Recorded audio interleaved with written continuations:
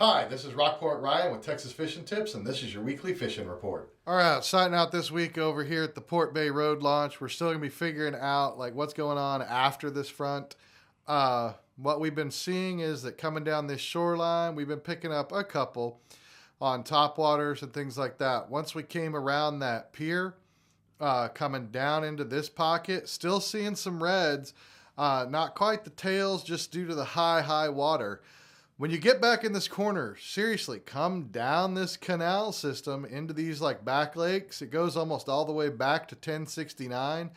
In the back lake by the duck blind, we did actually still find some black drums, some nice sized black drums getting up like 18, 20 inches back in there. We've still got a little bit of time before duck season opens, so go ahead and give that a shot.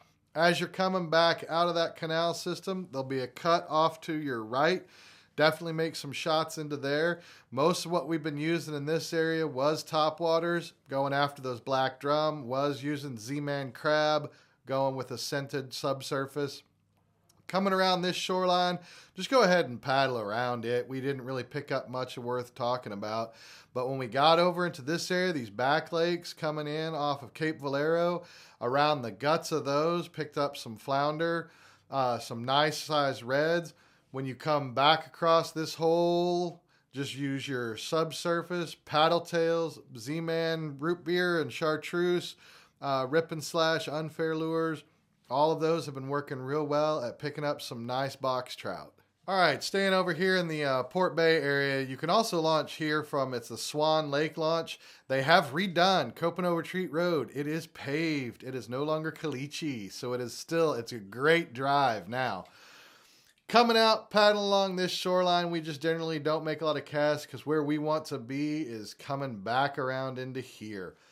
All along this shoreline, when we start getting these little north winds, some things will be getting pushed up against them.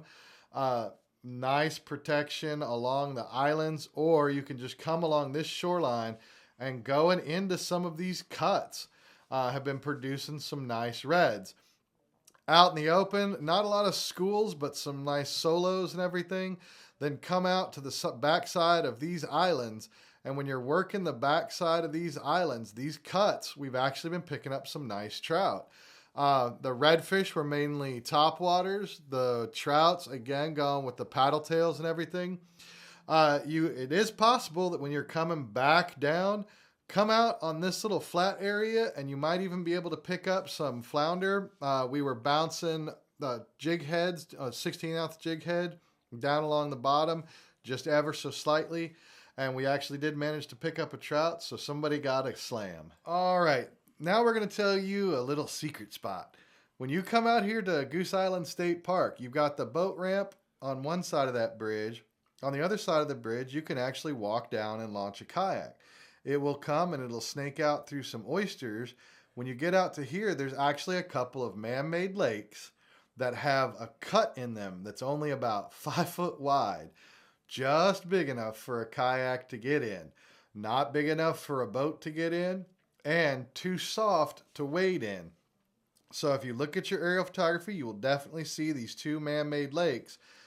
But right now, with the wind being unpredictable and everything, it's a great place to go. Sneak in there. There's some large culverts that let the fish in, but the only way to get into them is via kayak. And the fish are stacked up in there. We've been seeing some nice redfish, some nice black drum, all in there. It is only about maybe 2 foot deep. So you're not going to need to go too far below the surface. Start off with your top waters. If you're seeing the fish and they're not biting, then switch to your subsurface, popping something along the bottom, and that'll probably elicit their reactions. All right. Next, we're going to go over here to St. Charles Bay, launching down from the corner from Big Tree. Just paddle up this shoreline, come around that Ernest Point. Now, when you're headed back into this area, go all the way back in here. This is locally referred to as Cow Chip number 2. Right at the opening to Mud Lake, you can, if the water levels are high enough, come down through that canal system and go into Mud Lake.